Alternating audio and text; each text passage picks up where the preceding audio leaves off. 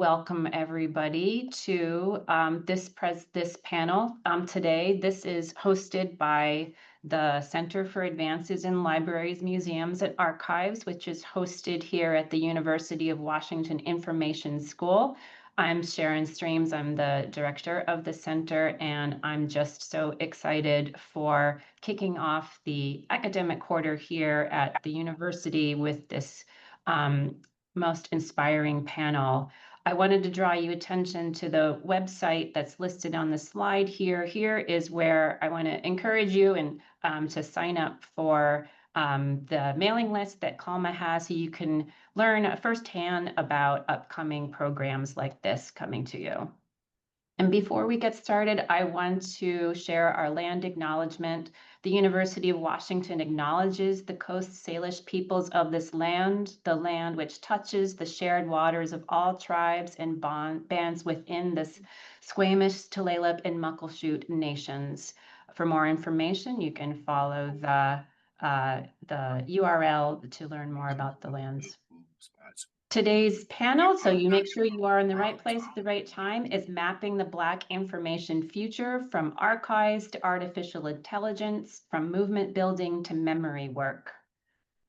Our roundtable panelists include Makiba Foster, Stephen Fullwood, Jada Jones, and our esteemed moderator, Tracie Hall, who is Distinguished Practitioner in Residence here at the Information School. So without further ado, I will turn it over to Tracie.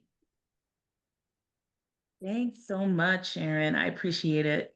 And I just want to welcome everyone here. I want to thank you for taking time out of your schedule to be with us this afternoon for what I already anticipate will be a robust discussion. I also want to thank the Center for Advancements in Libraries, Museums, and Archives, CALMA, for their support of the Black Information Futures Initiative, which has been the focus of my research and interest during the course of my time here as a professor of practice, distinguished practitioner in residence at the University of Washington iSchool, of which I'm alum also. So I'm doubly honored and happy to be here. And so thankful that so many esteemed colleagues and people who are pushing forward work in this area are also here. CALMA support underwrote much of the Black Information Futures Juneteenth retreat, and I see people like Professor O. Timmy, who was here, who was an incredible thinker about memory and about the archive, and many others who have been of support. And so I'm really grateful for CALMA support of the Juneteenth retreat. And you were able to see some photographs at the opening from our time that just marked time, really. They can't do justice to how rich that convening was, its impact for sure on me. And I'll be asking our panelists about its impact on their work since. But that convening brought together trusted colleagues, as well as local residents and memory workers and keepers in Montgomery and Selma, Alabama. Before we get started, though, I want to encourage those joining us to ask questions. You can park them in chat.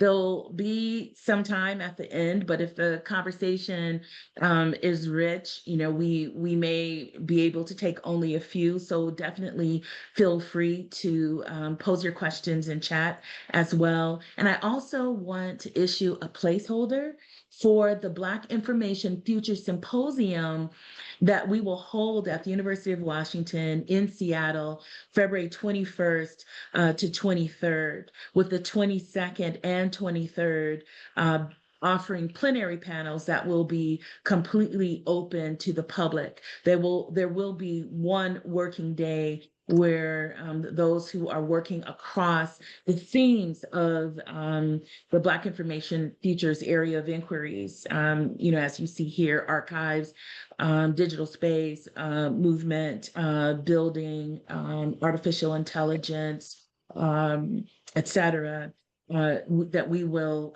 be having some working sessions. If you are interested in learning more, please feel free to email me directly at tdhall@uw.edu. That's tdhall@uw.edu.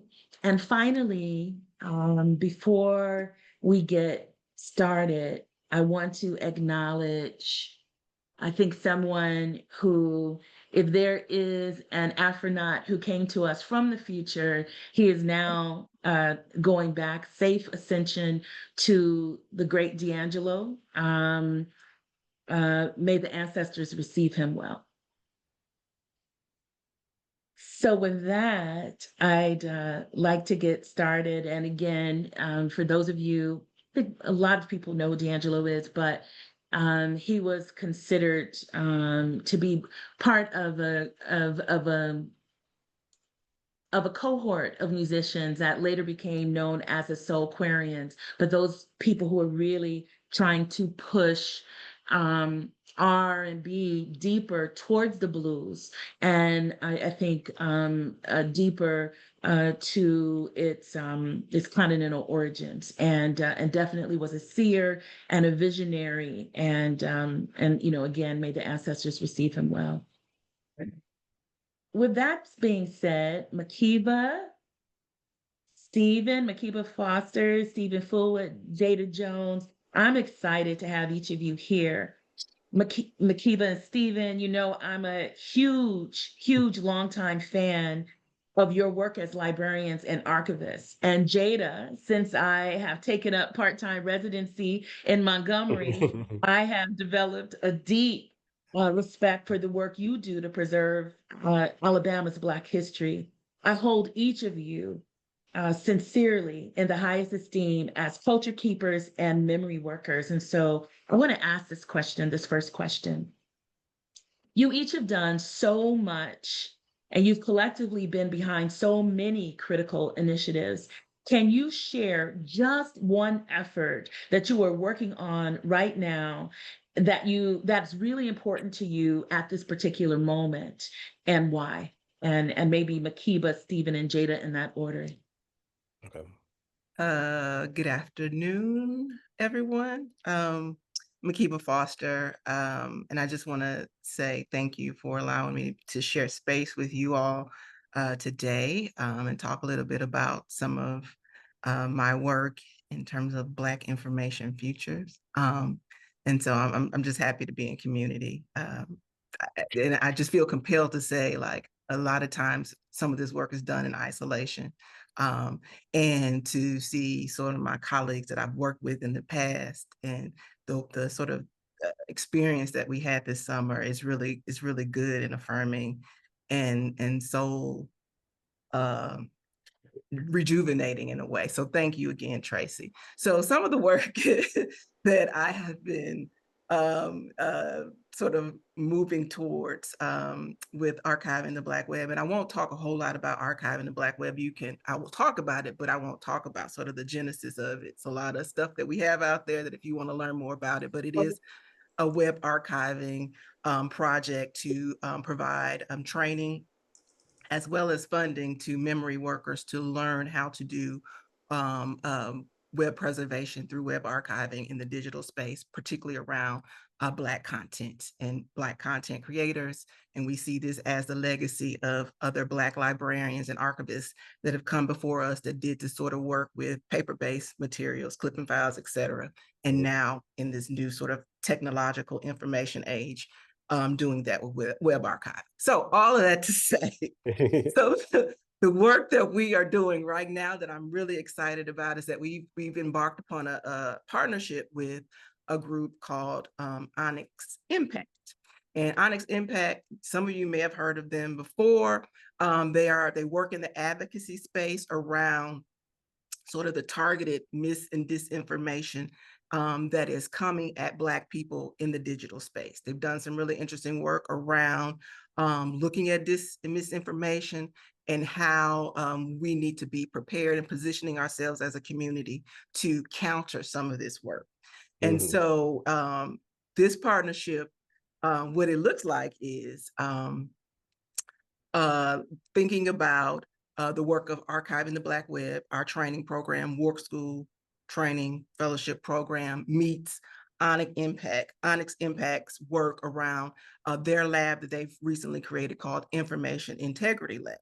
And so this work is around Information Integrity Lab is around sort of countering disinformation, but also really thinking about the potential harms that can happen to Black folks around AI. And so they have their own sort of version of AI centering Black content and information, but also the work of the Information Lab is also to create sort of a collective of trusted messengers and Black information professionals in terms of journalists and Black newspapers who are out there producing quality information for our communities to consume and have balanced against sort of the dis and misinformation targeting our community. And so what this looks like for us with our training program and the information integrity labs is that we've created a new fellowship targeting information, particularly media and journalist professionals, to where not only are they sort of producing quality information, reporting about the Black community, but also we want to equip them with the skills to be able to also preserve some of that digital content that they are creating through web archiving training. So we'll continue up with our work with web archiving school and fellowship, but we're also going to be pairing that, our second cohort, with Black journalists, media professionals who are also committed to providing information and countering sort of all of the crap that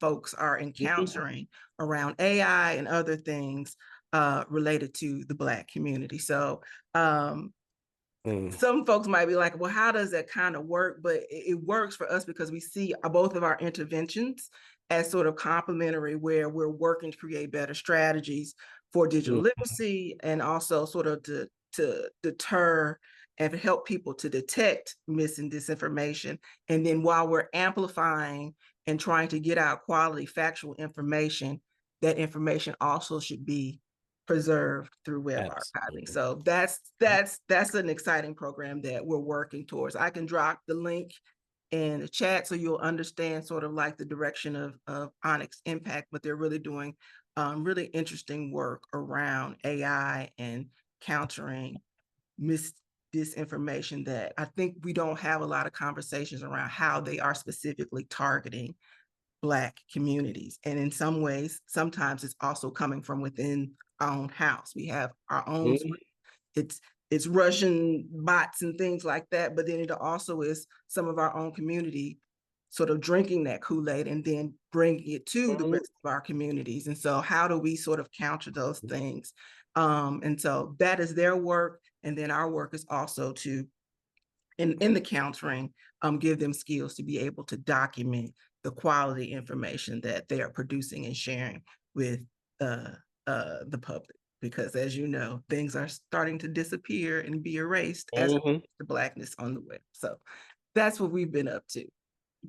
Thank you. Thank you, Makiba. And one of the co-hosts of our retreat, Krista Hardy, Dr. Hardy is here. So dropping in links. Good to see you, Krista and Sarah. And those of you who joined us during the retreat here in Montgomery, please, feel free to wave. But we'll move on to you, Stephen, and then to Jada. Okay. First of all, I just want to say thank you so much, Tracie, for inviting me to here, but also to the retreat, which was really rejuvenating. And you can't do this work alone. And you can't assume that you are doing it alone. So I love these kinds of gatherings. And first of all, I just love some Makiba Foster. We were colleagues at the Schomburg Center, and she's brilliant. She's absolutely brilliant. I just love hearing her talk.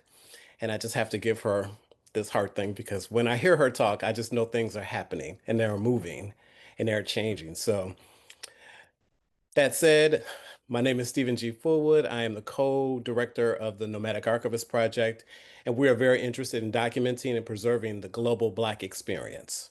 And we do that through our podcast called In the Telling, which is a global family podcast where Black folks come on and tell us the family story. We're into our 5th season right now, and we invite you to come.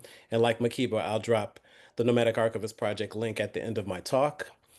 I also want to say that there's so many wonderful things happening right now, not just with the Nomadic Archivist Project, but other things I might be engaged in. But the thing that I'm really excited about is that NAP was awarded a Mellon grant for 3 years to, one, build up the infrastructure of the Nomadic Archivist Project, and to also partner with the Institute of Research of African American Studies, at Columbia University through Dr. Jafari Allen. And so there at Columbia, we're working with students, professors, and scholars on all matters of archives. So we are visiting classes, holding office hours. We are working with folks to kind of think how archives could improve or enhance the work that they're doing, particularly people who don't commonly go to archives.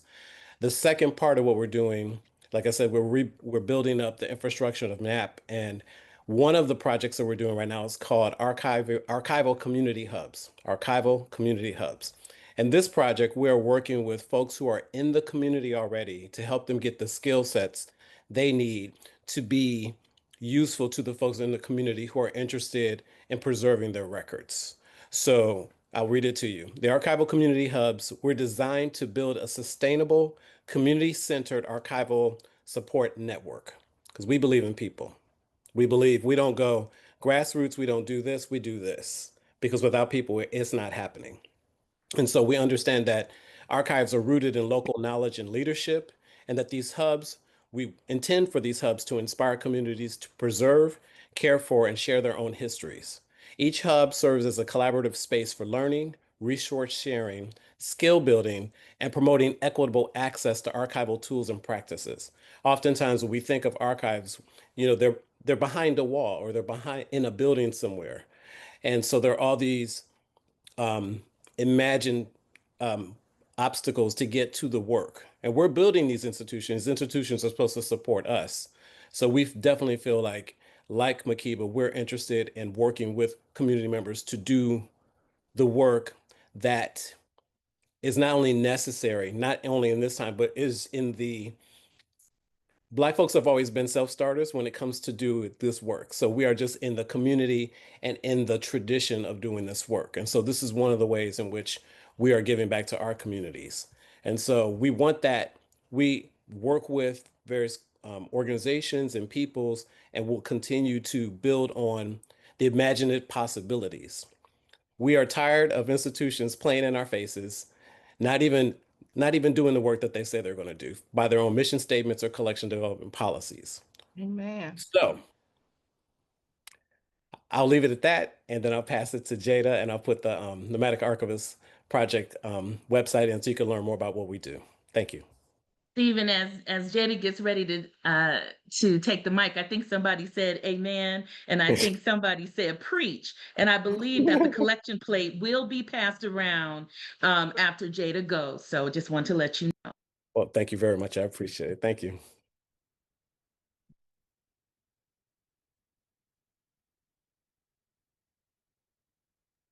Okay.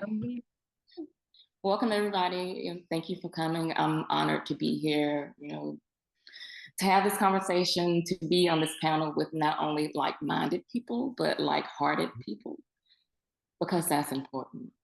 Yes.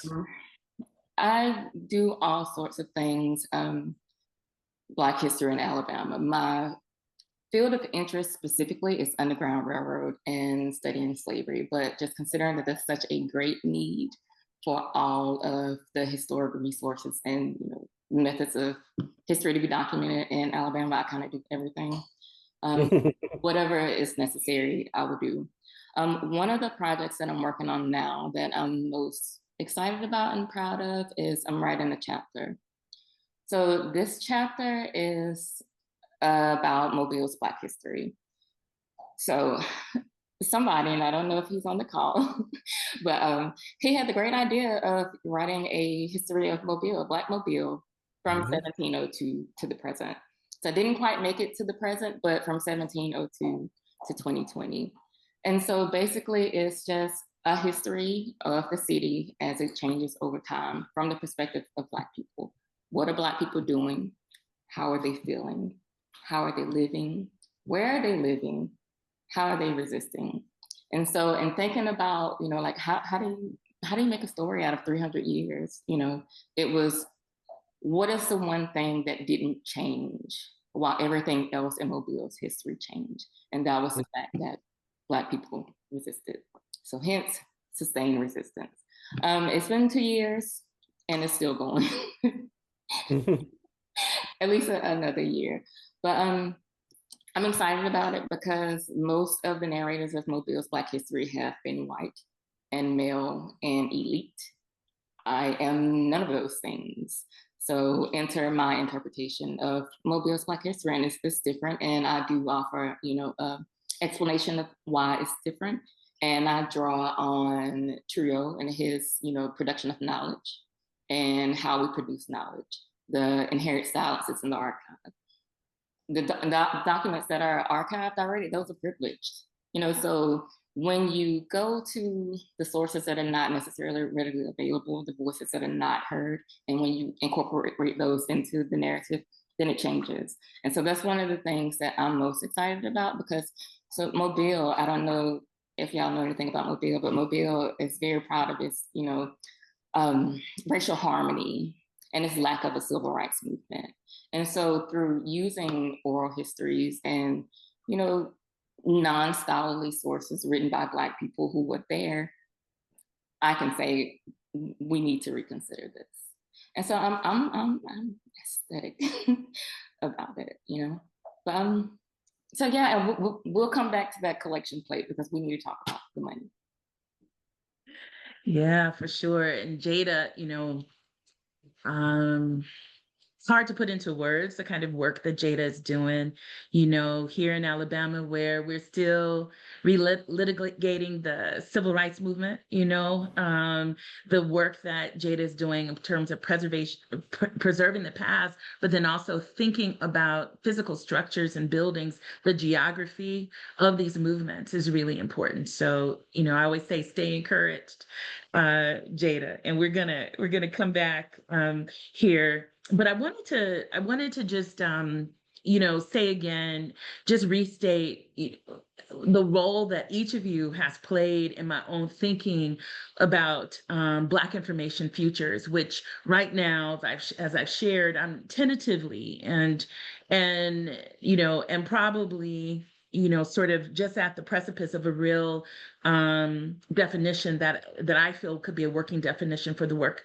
that I want to do, and is I'm thinking about it as the ability of Black people to gain equitable analog and digital access to the information and information technologies needed to achieve and sustain social agency, authorship, educational attainment, economic mobility, environmental responsiveness, and stewardship. And I say this as a Californian and just, you know, coming out of those Altadena fires, as well as collective well-being. So my question for our panelists is, at this moment, when Black narratives are being censored and erased, when Black cultural heritage institutions are navigating underfunding, defunding, and even raiding, and the artifacts that they hold are under threat, when Black ideas are being shared and fostered on platforms that are not Black owned and that often profit from the surveillance, incursions, privacy, and commodification of data within an anti-Black framework, why should we, and how are you thinking about planning towards a community-directed and held, or otherwise independent, Black information future? And I'll let that kind of marinate a little bit, and then anyone, and I understand a lot of that is manifesto, so thank you for taking it on. I you know, I'm dealing with some things myself, but for those of you who want to take that on, any order. I'm unmuted. I'll try to sort of give my ideas around this very complex question. But one of the things I think with this question, Tracy, I'm actually happy that you mentioned analog. So I think sometimes, even though I am in the digital space and I am trying to help folks gain some skills so they are not left behind in terms of the work, the memory work that they do in the analog, giving them skills to be able to continue this work in the digital. I think in this contemporary moment, for as much as we are in the digital space, we also have to be reminded to lean into some of those traditions and practices that are not tethered to technology. This is a scary time that we're living through. And I do think that not everything needs to be in a digital space. Because I think about like paper has never went away, even though we're in the digital space. Like we are sort of fighting all of the things in terms of technological obsolescence, right? And technology has advanced us in different kinds of ways, but in this moment for Black folks in the Black information future, we also have to understand and know the tradition to which we've come from. And to me, that means tapping into sort of the stuff that if you weren't there, if you weren't in the room where it happened, sorry to quote Hamilton, then you may not necessarily know at this particular point as it relates to sort of organizing and things like that. But what I want to say about sort of the point that I'm trying to make is that it is people. I think Stephen said this earlier, just a few minutes ago, about people and sort of the people power. And so one of the things that sort of resonates and I still think about from my time in Montgomery is like, it reminded me, I needed it. I started out talking to you all about, I'm in a little rural town in the middle of Ohio, surrounded by cornfields, trying to do this work. Sort of amazing what you do in terms of pursuit of a career, but that's another topic for another day.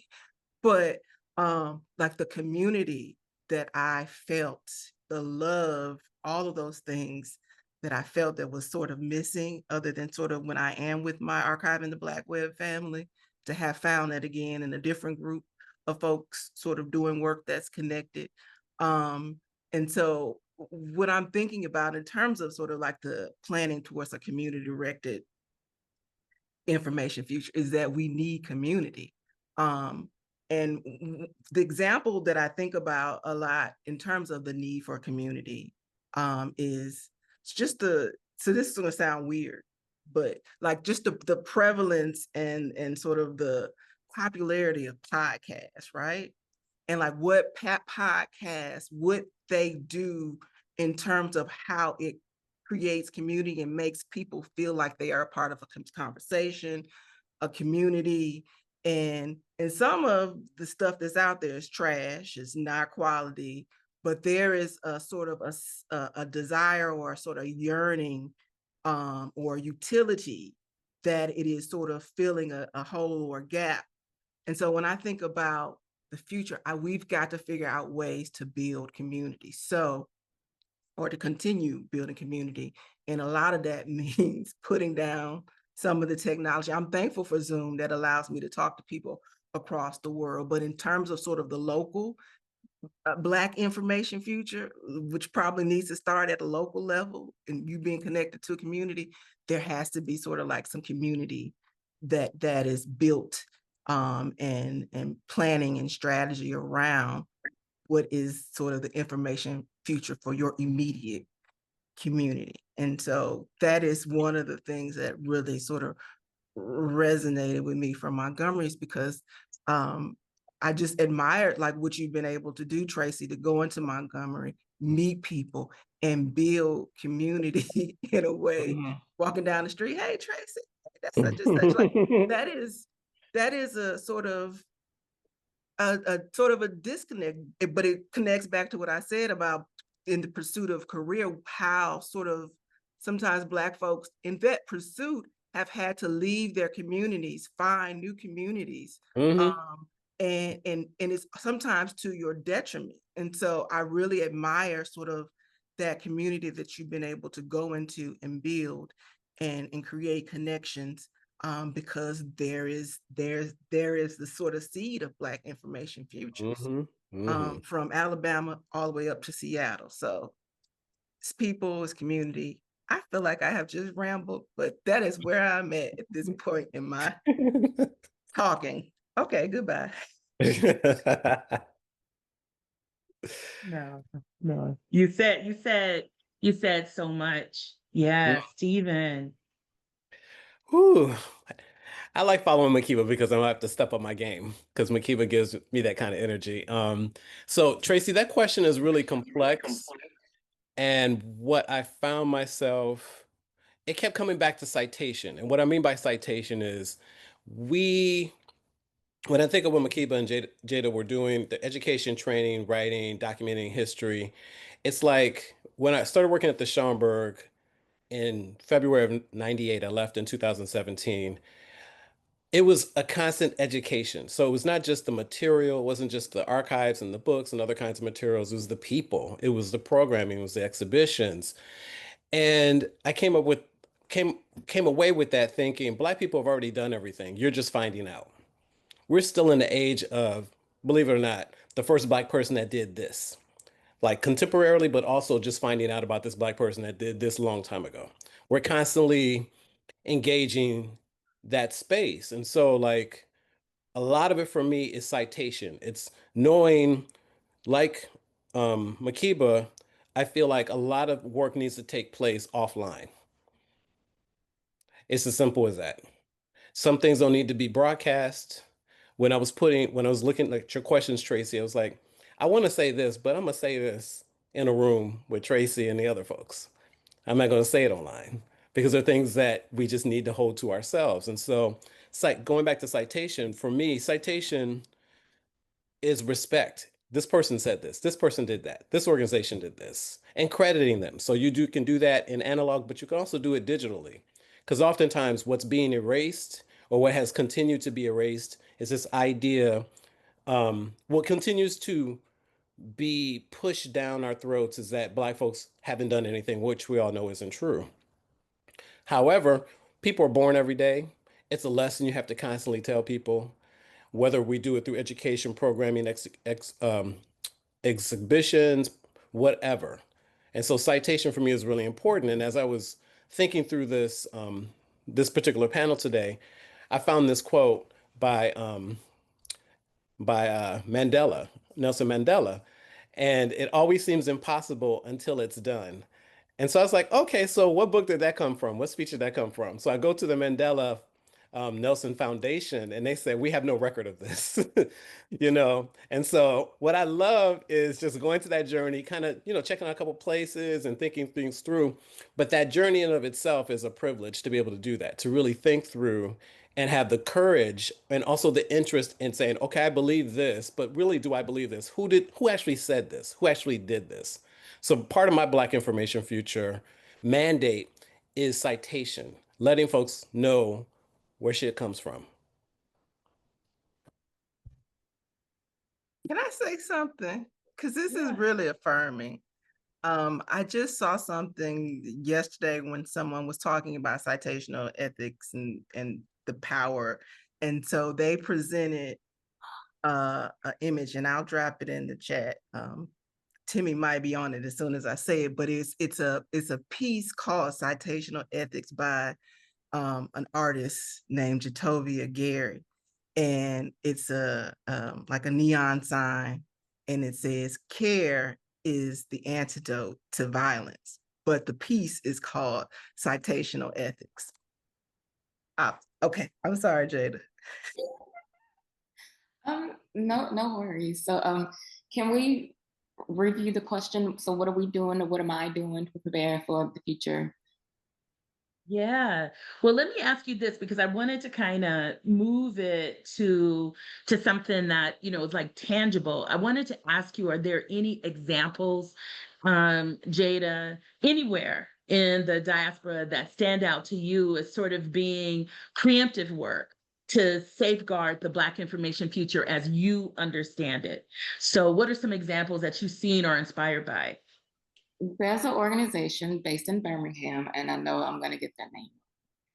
It's the African American Heritage Civil Rights Consortium, or something to that effect. So it's a nonprofit organization, and it's a collective of a group of about 20 churches. And so the consortium offers all kinds of support, tech support, financial support, capacity growing support. So or history. So it kind of turns out to be a one-stop shop for historic preservation. And it goes beyond just the physical preservation of the building, which is important, but then it also goes into, who's gonna take over this? Because do I get to rant? Our culture keepers are going away, and it's going to be up to us to take care of these places, these institutions, these memories. So that's my soapbox. It's up to us. Most of the people who I talk to who are doing this work, these are older people, they're single people, they're on fixed incomes, they're using money out of their own budgets to preserve these places and these documents. And so it's going to be on us to support them. And I think the consortium is a good example of what that looks like. I mean, I think they're doing everything right, but I think we need more of that. And we need to be able to offer that to people on a smaller scale.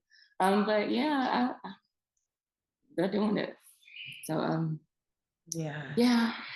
Yeah, I just want to affirm, some of the things that, Jada and I, this is like a back porch conversation that we have, which is the fact that you go to so many of the institutions, at least when I think about Alabama, Mississippi, Louisiana, South Carolina, Georgia, and I just was in that rotation, several weeks ago, you go to the institute, you go to this small community museum, and it's one person there, and they're doing everything, and they are a font of information, and they're like, well, I haven't told anybody this, or the person who used to, they just passed away, or and and even just in terms of thinking about memory keeping and culture work, which we'll get into, is this idea of who is going to steward this information after me, who in my community, right, who is going to hold this close, is going to steward this information after me. And I think that that's something that I want to just call out and name. And so I want to move on just a bit so that we can get to some questions from those who are listening. But I want to kind of go back to the Juneteenth retreat. It wasn't, I don't think it was lost on any of us that we were meeting over Juneteenth. And all three of you participated along with about 9 other librarians, archivists, and scholars in the retreat convened in Montgomery. And I wanted us to experience the central role that informatics played in the civil rights movement, as I've written in the chat, especially in the Montgomery bus boycott and in the Selma to Montgomery march that resulted in the passage of the Voting Rights Act of 1965, and movement making in general, analog. And this is analog, so this is pre-digital. I also wanted to look at the ways that what local Montgomery activist Vince Hall, who was a good friend of Krista Hardy and who introduced Vincent to me, he talks about the other AI. He sees authentic interaction as a parallel, maybe even an antidote to artificial intelligence. And again, we want to use all platforms and all modalities and all technology for fuel. I myself, I'm a digital abolitionist, and so I want artificial intelligence to operate out of an abolitionist framework. But he calls authentic interaction as an antidote, and he says that is what drove the civil rights movement. So I wanted to ask you, what were some of your biggest takeaways from the Black Information Futures Retreat, which is decidedly, as someone wrote in chat, it was decidedly a move to get our thinking out of the stacks. And you all do that work, you're out there. But I know that each of you, said at one point that you felt a renewed sense of commitment to your own work. And I want to ask, what is that commitment, or what is that spark? How has it yielded itself in the work that you are doing now, your approach, new ideas, as you're thinking about memory work, as you're thinking about the archive, as you're thinking about preservation, as you're thinking about the internet, the web itself as a platform?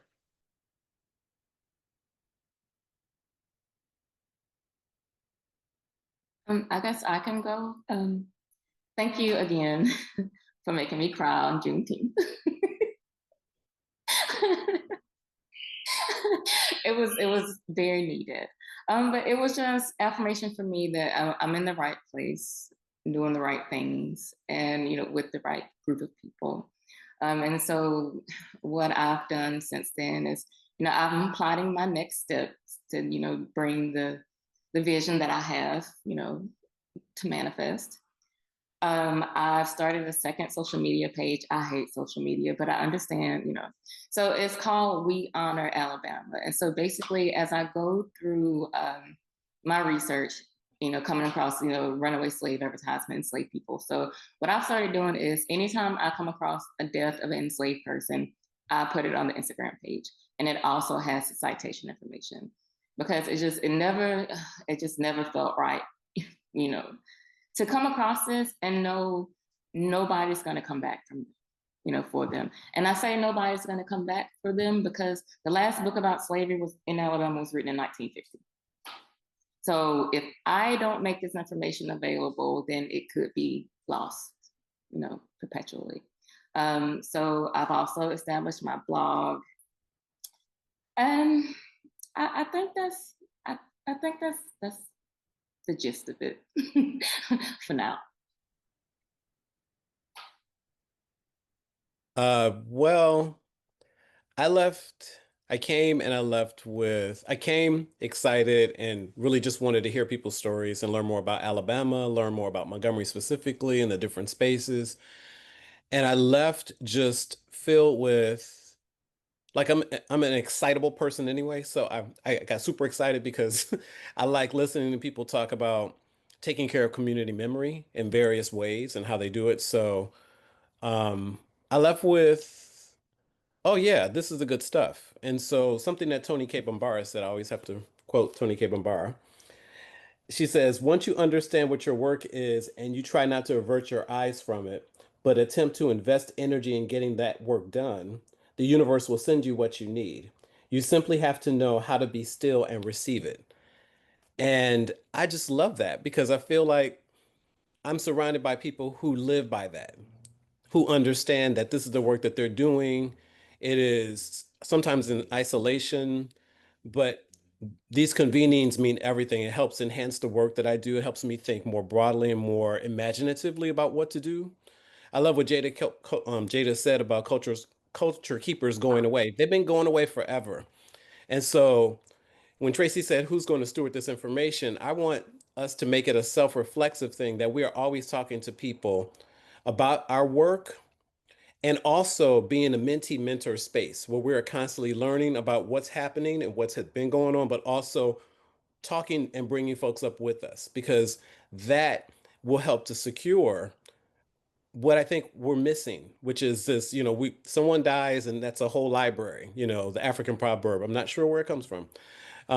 Someone dies and that library dies with them. I feel very moved by that because I agree with it. And oftentimes I feel, and I've witnessed it in various aspects of our community, that people sometimes have struggled so hard to do this work that it's hard sometimes for them to let it go or to share the information. And so it's something that we need to um, learn how to be with each other in a more generous, thoughtful way around this information because we're all doing the same kind of work. We're just doing it in different ways. Because I honestly, at the end of the day, everybody's responsible for this work.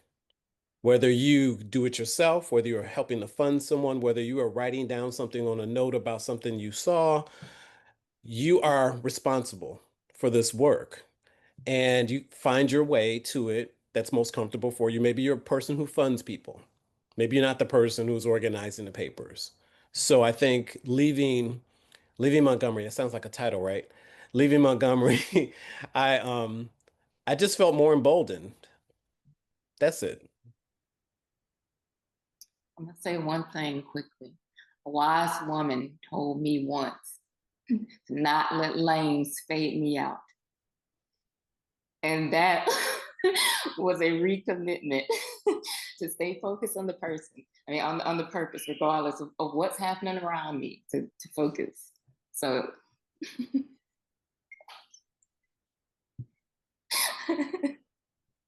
yes. That's that you said not let lanes, L-A-N-E. Yes. Okay.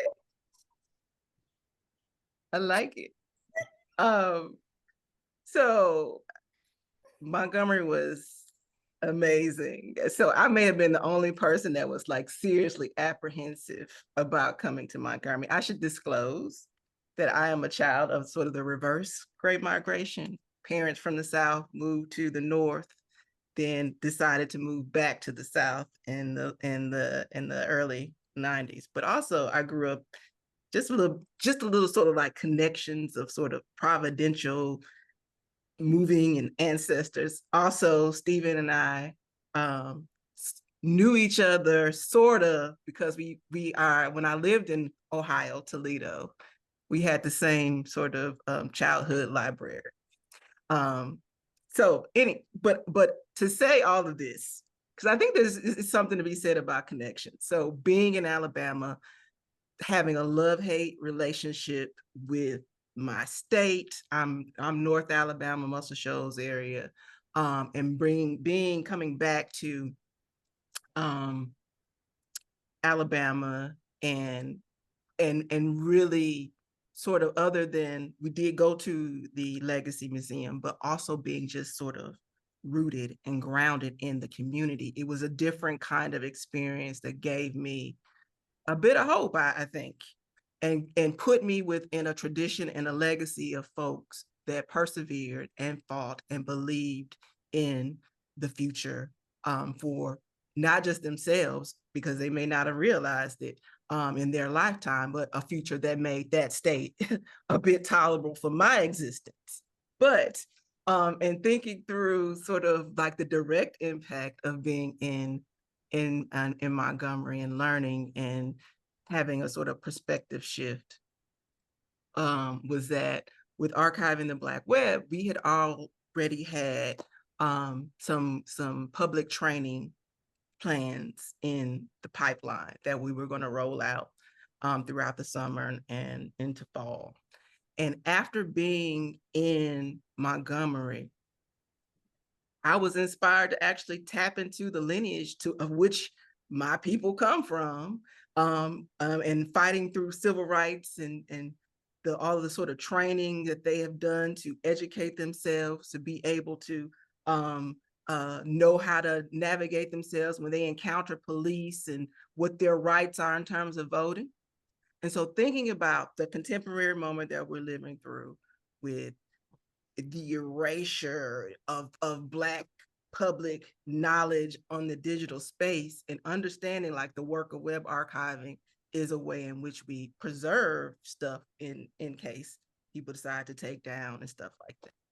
I thought about like this offering, like what are we offering to the people at this particular moment? And it made me think about, we are offering a reminder of their agency, that they are not helpless, that they can get some training to think about like, how do I preserve my web archive or create a web archive for my community that if they take down the page about a Black person that was local to this community that may have been important, how do I preserve that? And so thinking through that, I was like, you know what, this work is in the tradition of Freedom School. So in terms of the work that we were able to do, which was a very successful public training program, shout out to our web archivist, Camille, Lawrence, who did a really beautiful job with sort of tracking people through the process of how do you start to do web archiving. We have people from all over the world, not the United States, the world, because also what we are experiencing here in this country is also going on in other countries. But sort of, I am proud that I had the sort of aha moment that is like, this is a training that we are trying to equip people to know that there are things and they have agency and that they don't have to be in fear around what is happening, but it's a way in which to be active and to do something. So my time in Montgomery, immediately having sort of reflected on this, we're going to rename and repackage this training program that's for everybody and it's free, is our Web Archive and Freedom School. So thank you for letting me be in Montgomery and be inspired. And we have been so successful, we're going to continue to do that work next year. Yes. Yes. Well, I wanted to ask that question because I know that I've been in conversation with Timmy, Professor Odomuso, about the opportunity of maybe holding a public Black Information Futures retreat in Montgomery, in which we sort of actually engage in the techniques and maybe do a fieldwork project. So I'm just, because I do agree, without CALMA, I wouldn't have been able to have this retreat. And yet I know the responsibility that CALMA and that my training, our training, collective training as librarians and archivists places on us is to make sure that the community, the broader community, has those tools at their disposal because they already have the knowledge. And so it's really just about the skill set.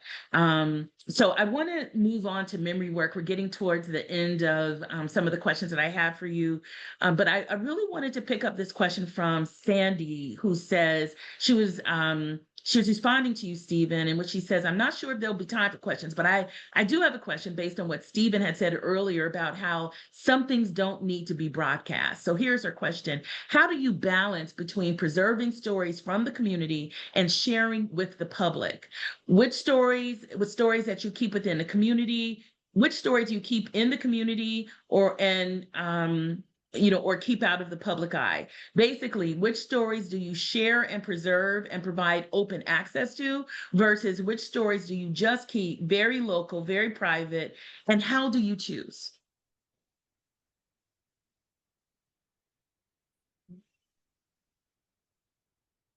Can I just get in here? I want to say just one thing really quickly, because something like this sort of happened recently. I was down in South Carolina and I was at one of the Gullah festivals, and the elders, had decided to share a song that is rarely sang. And the youngest one of them, who was already probably, closer to 70, said, we rarely sing this song. And it was a very small audience. I mean, there might have been, at the whole festival, there might have been about maybe 70 or 80 people at that one time. But over where they were singing, it was probably 9 or 10 of us. And one of the elders said, you all need to take your cell phones out because we might not sing this song again. You need to get this song. And that's very different, now moving into my young elderhood, as I like to say. I've gotten an opportunity to be, to be around elders, from that community as well. And just the kind of openness and the invitation that I'm seeing and hearing and more, it's different. I mean, I think there's a recognition that some of the culture and even some of the language and some of the tradition, could not be retained. And so I think that's where that was coming from. And even though I did exactly what they said to do, I would be very wary with sharing that widely, even though, they said you need to capture that, because I do believe that that song needs to be held within a community of care and affinity. And so I just want to say, because I do think I'm seeing more and more of the elders and the culture keepers who are saying, who's the next generation? He or she or they with eyes, let them see, them with ears, let them hear. But I also think there is a responsibility of, I hold that as carefully as I would anything that is precious and rare, which doesn't mean that it's about hoarding, but it's about being really, really intentional about the channels. So I just wanted to say that because because I think that's showing up in my experience as I attempt to do my work. Other thoughts? Thank you so much for that question, because it's something that I think I've been listening to and having conversations with people about how much to actually share online, right? So I think a lot about, I think that we're always learning what to keep private and in close quarters and within communities versus stuff that you put online, right? And I start with the person. I start with the person. I think that the person that you're working with, he, she, or they have a right to their privacy. So in doing, for example, in the Telling, the Black Global Family podcast, we speak with people about the stories that they want to share out versus us telling them here's what, we want you to share this. They come to us and we talk about the stories that they want to tell. Um, Early on, when I made that statement, I was also thinking about activist work. I was thinking about, being in a room with someone, the more analog person to person stuff as well, meaning that you always got to always let people know what you're doing. Because we live in a culture where co-option, taking advantage of people, outright stealing from folks is the American way. And that's what I was getting at largely, that some things don't need to be out there because you need to protect those things. And to Tracie's point, that ethic of care, that community of care is so important when it comes to equity in this particular state. We may never see it, but this is the thing that we're working towards. We want to demonstrate an ethic of care when we talk and take care of people. So Zakia Collier, who's this amazing archivist, she runs a project that I'll keep quiet. And she said to me once that when it comes to work going into communities and archiving communities, what's important here is that the well-being of the community comes first. So if you are going in and pulling things, that's extractive. So if the first part, you're not doing this for the community or the community is involved in this, that's extractive. That's pulling out of the community. That's not what the community needs. So what we need are demonstrated and exercises, and really being mindful of how we talk to people around how we take care of archives and what we want to do in terms of storytelling and where those stories are going to go. But at the beginning of it and the end of it for me is that person. So if some black folks don't want their stuff out there, they have a right to that, and you respect that. So, and that's coming from being being the great grandchild of an enslaved person or enslaved people. So there you go. Thank you for that. I feel like there is so much also happening in the chat too. But I think this ethics of care, I hope that is continuing to preside over all of our conversations and our approach to the work. And I want to get into memory work because this is sort of like a central space. We've all been kind of talking about this, but memory work, as a reminder, is a term that was coined in the 1970s. At least is popularly ascribed to the German feminist and sociologist Frigga Haag, that she defined as a way for people, especially women in her case, to investigate how their personal and collective memories are shaped by social structures, norms, and power relations. And although that term is gaining traction in the library, museum, and archive space, I think what I'm really interested in is the way that it is especially showing up in the discourse of Black librarians, archivists, museum preservation workers, and cultural practitioners, people who are working outside of those institutions. I think that term is still evolving, and I'm currently trying to write into it to expand the aperture myself, because I locate so much of my work in that space, because of being raised with my grandparents, because of my grandfather always talking to me about Evelina, who wasn't even alive when, and my grandmother would remind him, Jack, she don't know who Evelina is.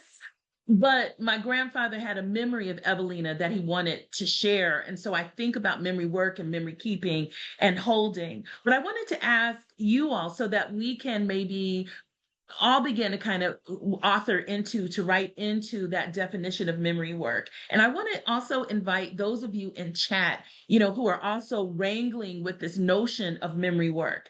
What does it mean to you, Stephen, and to Jada, and to Makiba? And here, I want to go deeper than intellectual or scholarly levels. I want to ask you, what does memory work feel like in your bones? Mm. Come on, Jada.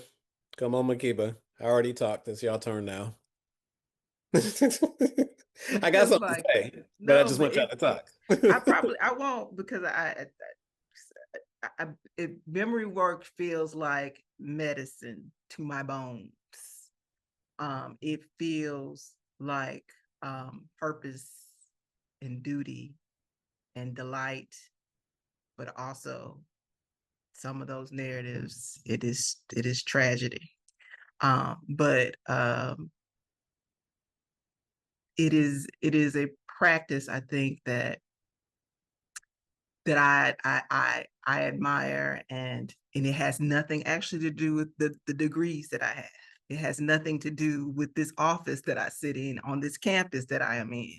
It is the work of recovery for me. I mean, I don't, as a descendant of enslaved people here, I can't trace back my history very far.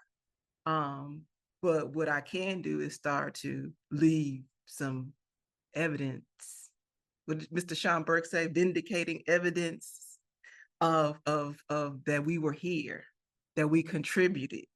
And so that is sort of the work that I, outside of the intellectual scholarly, it is a medicine memory work. It makes me feel good. It makes me feel connected to something other than stacking away dusty papers and stuff like that. It connects me to people who are unformally trained, but they know that this artifact, this story that I need to tell my grandbaby, this piece of whatever, it needs to be saved. And it's not because I'm trying to save it so I can put it on an auction block at Sotheby's or wherever else, at Swan. It is because I know that someone, my future self, my future descendant, will be able to touch that and touch me. And so those are the things that I think about, that just sort of motivate me. I think about the ancestors, and I've said this earlier, that they fought for things that they never saw in their lifetime, but they did it for me. And how dare I not do that same kind of work, that although things are better, I could do my part to actually push us along even further. So memory work is medicine, it is health, it is all of those things. And so so back to Jada's tree, I got to get me a bottle tree. So we need to have a workshop on creating your bottle tree. I'm done.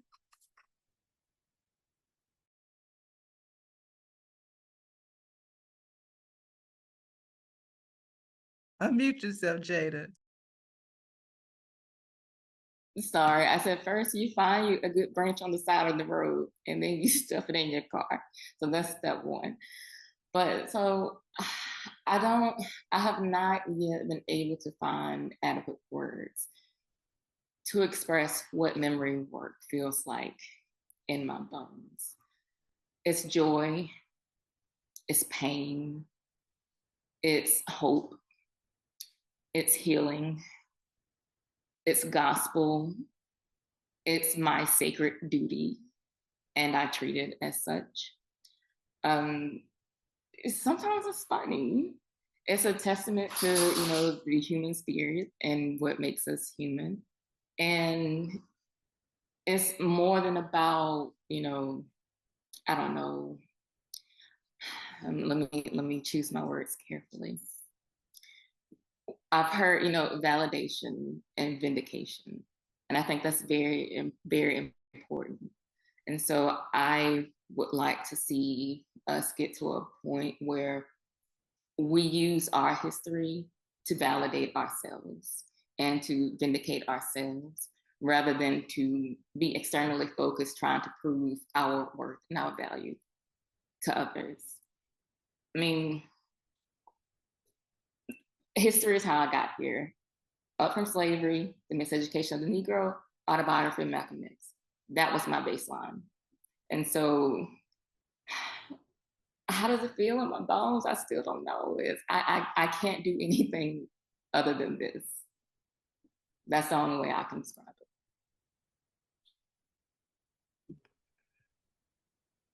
Love it, love it. When I heard the phrase, memory work connects me to my family, community, and myself without permission of the state. Secondly, memory work inoculates me from the encroachment of mediocrity in our lives. We're taught to be small, we're taught to be quiet, we're taught to forget. Really, we're taught not to have a memory of anything other than if it only serves corporate or the state's interest. And I'm sorry, memory work knocks down all of that.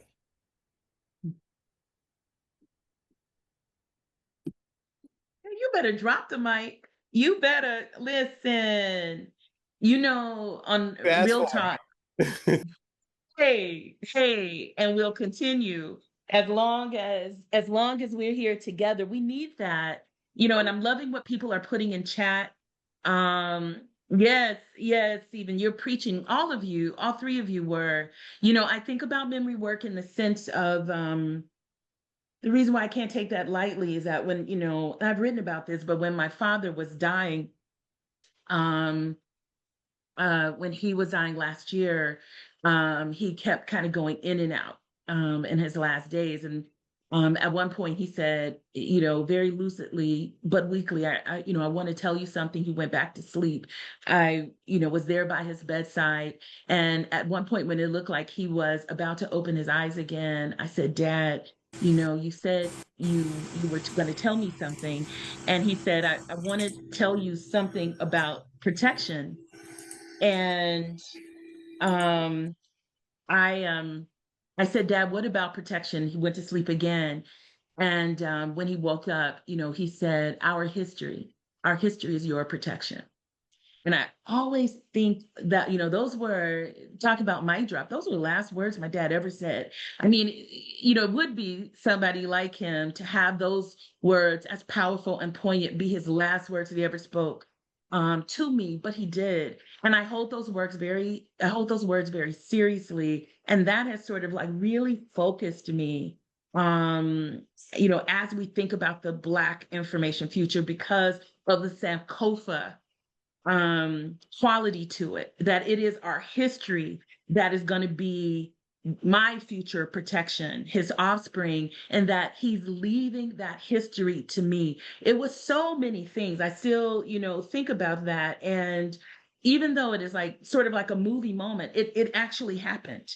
And this is exactly what he said. And so I want to ask you as we go to the final two questions, and I want to thank everyone for taking this journey. I want to say, again, if you came in late, I'm here with the incredible archivist, Stephen G. Fullwood, one of our foremost web archivists and librarians as well. Makiba Foster, both Stephen and Makiba worked at the premier Black research institution that is the Schomburg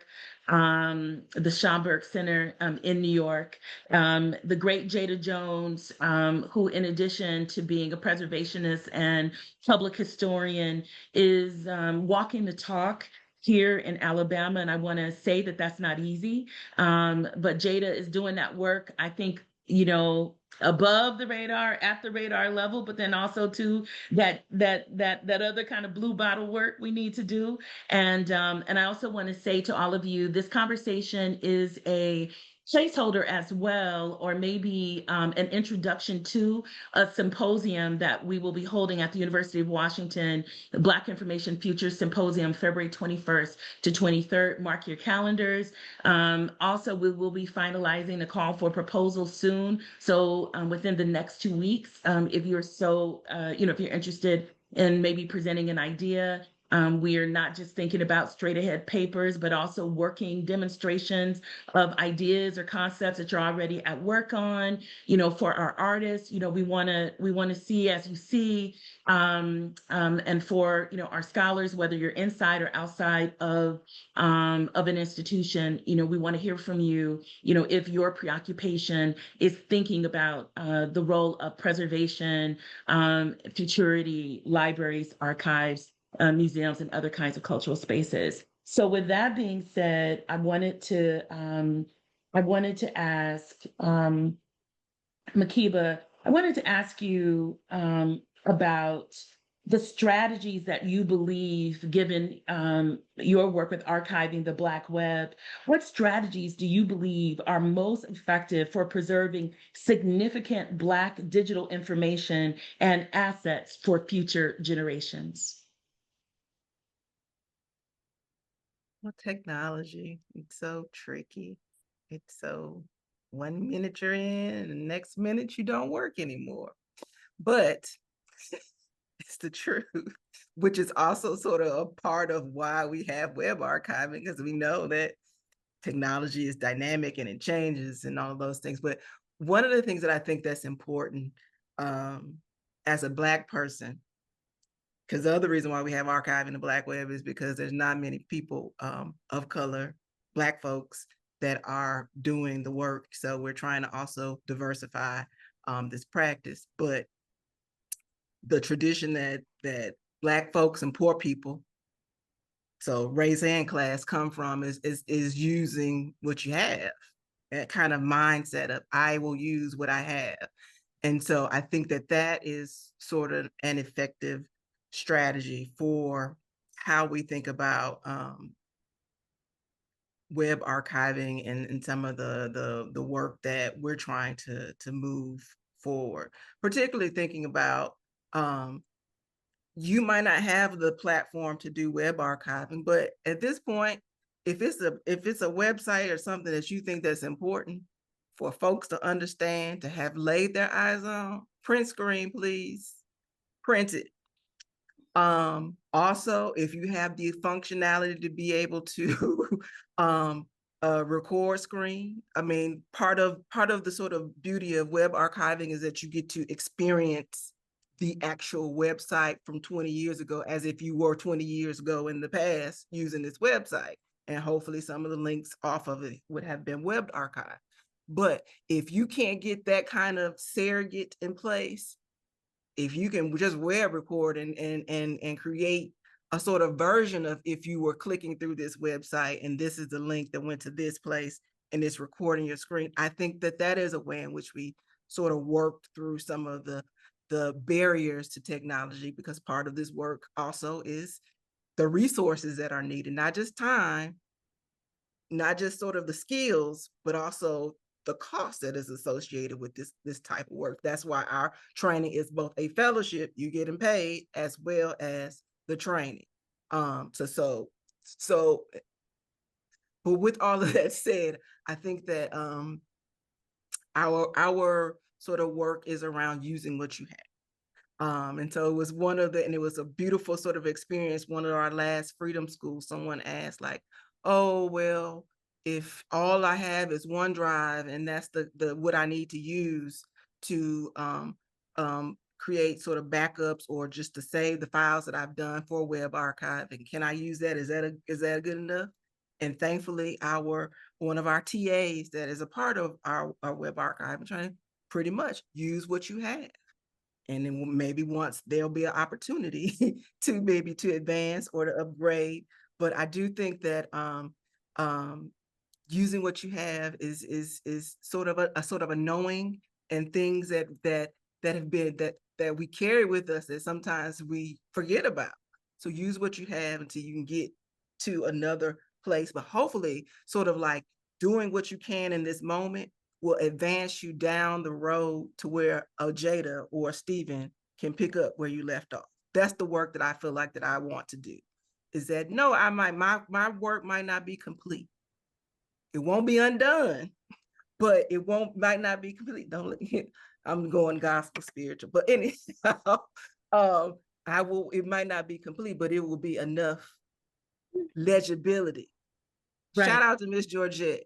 I feel like we talked about legibility so much in Montgomery. I would love to see her face again in person. But there will be some traces left behind that are legible enough for somebody else to carry on the work.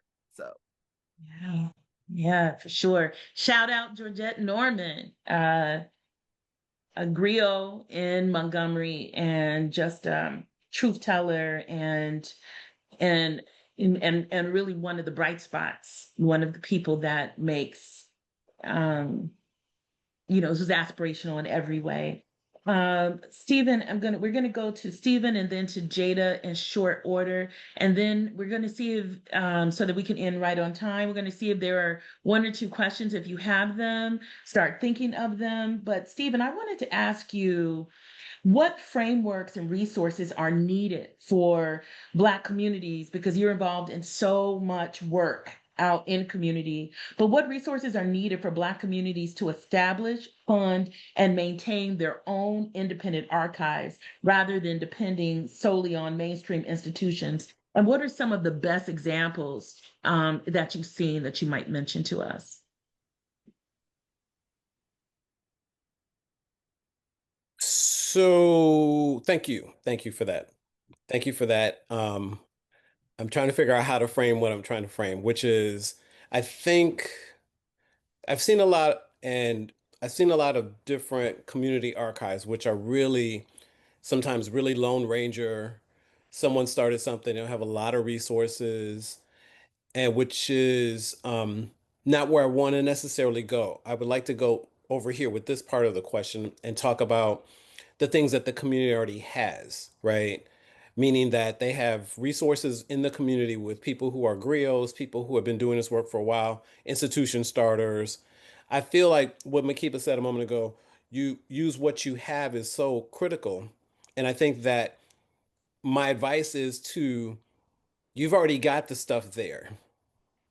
You've already got the stuff there, meaning that you have archives or you have the resources or you've documented things. There's some community records at this institution. Everybody knows somebody that's got a stack of boxes in the basement of stuff that they've saved of their family history or some community history. Somebody's got a stack of ebony magazines piled up against over here. I think the stuff is there.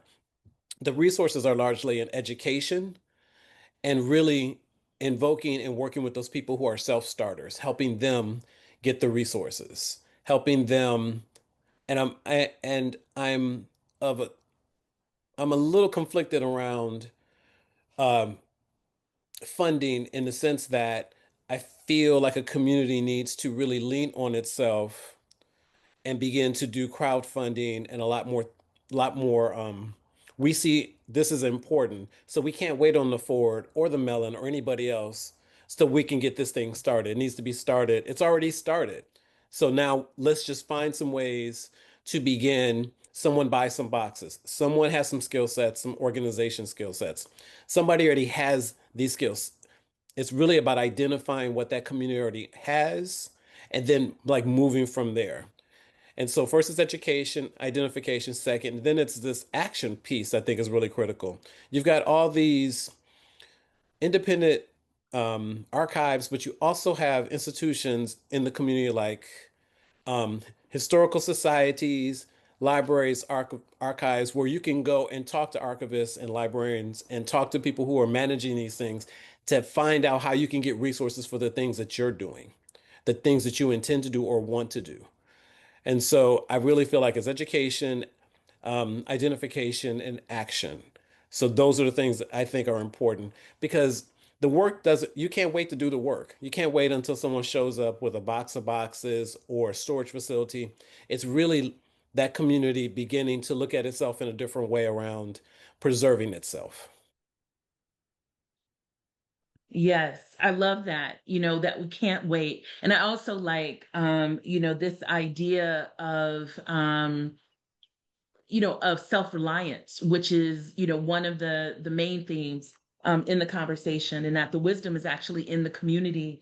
Um, I want to maybe keep on that line to you, Jada, as we kind of close out this line of questions is, I want to ask you about preservation efforts, especially involving structures, neighborhoods, and communities, especially those that confront the legacy of systemic racism that has historically underfunded and redlined those very same communities, and and really denied them the capital, that would make preservation easier.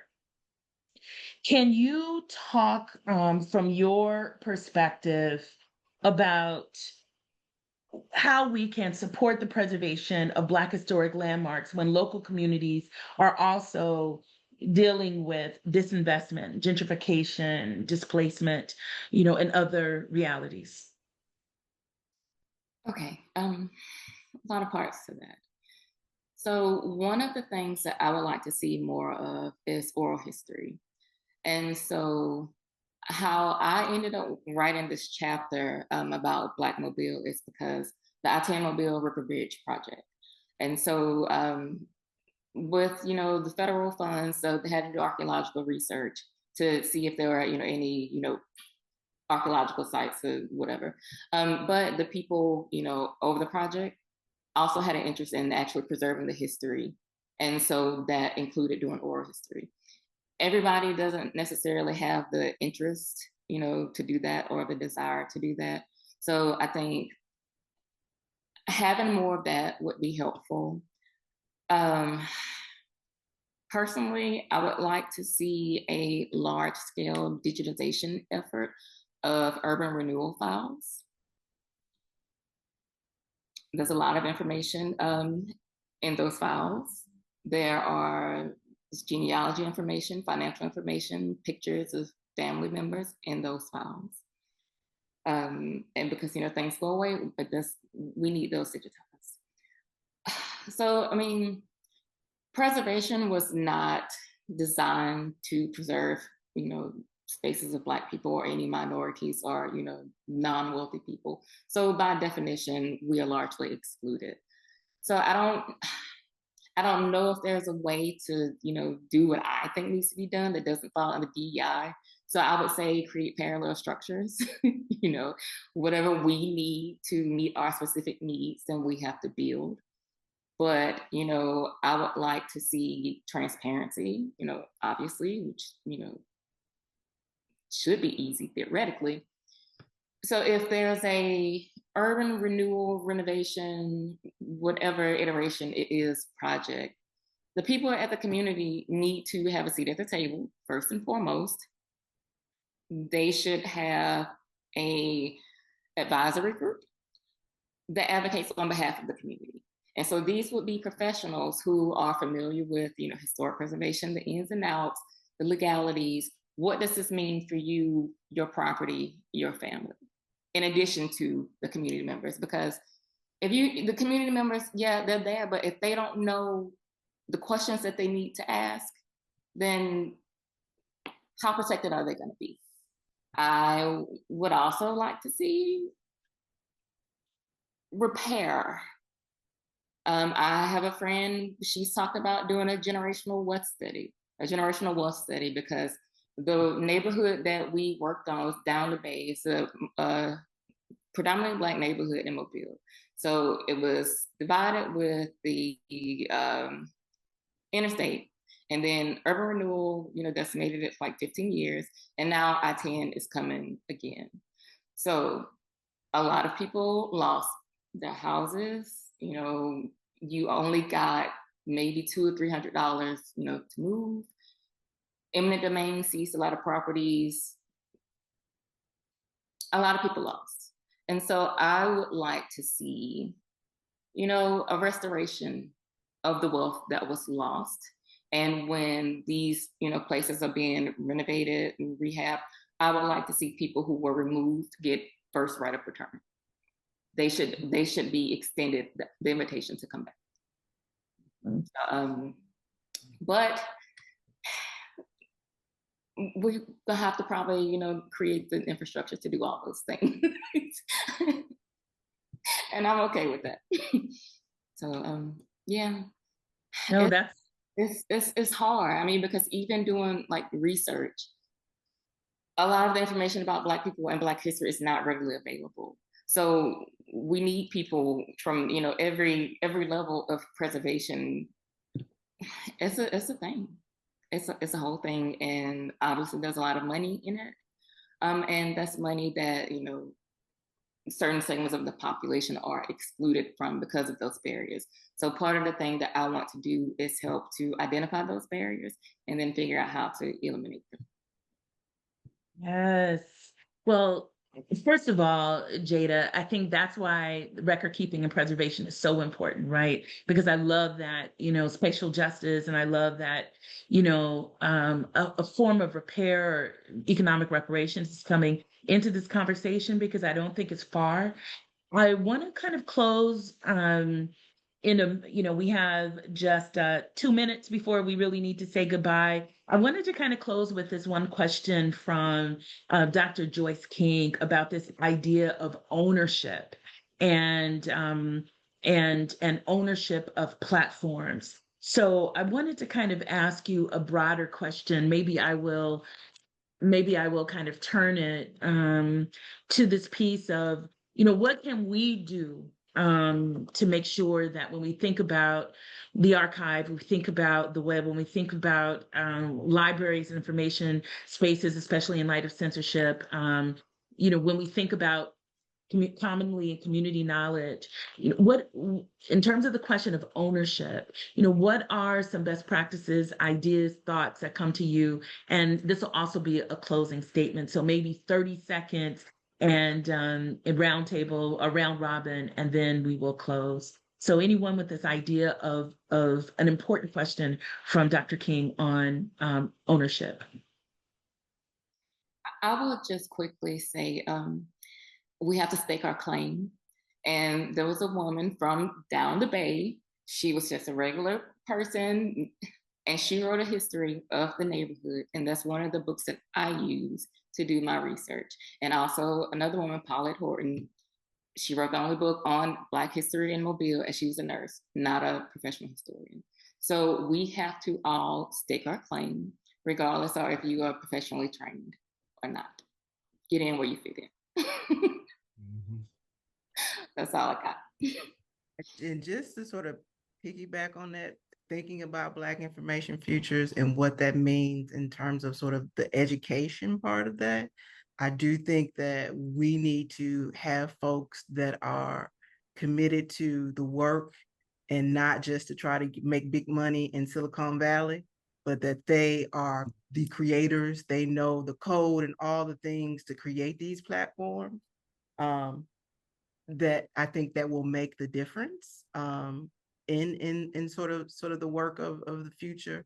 But in terms of ownership and platforms, Thank you so much. There are Thank you, Makiba. Stephen, last word. Oh, cooperative ownership. We live in a capitalist society, and a lot of folks who have really great ideas, to Makiba's thought, if I heard her right, you have to make your own bag. Think about the long term. Think about the health and wealth of your community, as well as think of, how you'll be remembered. If nothing else, let your ego go. You just did this thing when you had the ability to do this thing here. you know, community ownership. That's what I'll end with.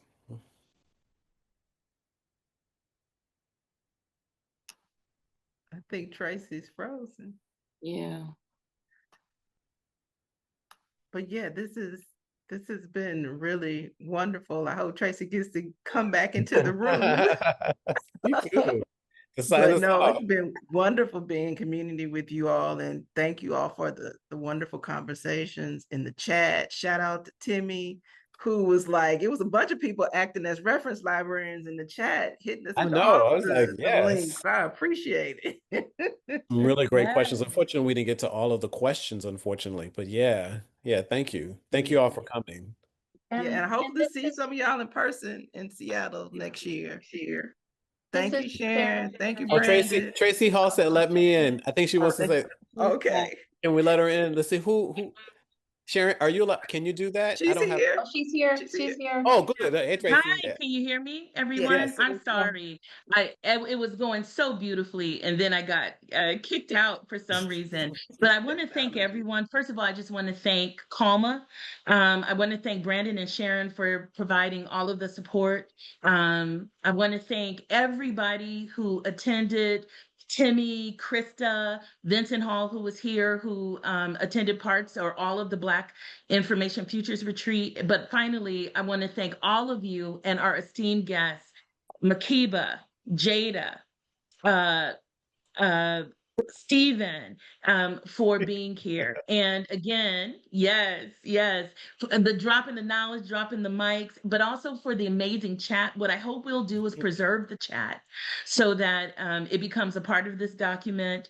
There's more conversation to come in February. So we will reach out to those of you who participated today, letting you know more about that and how you can get engaged.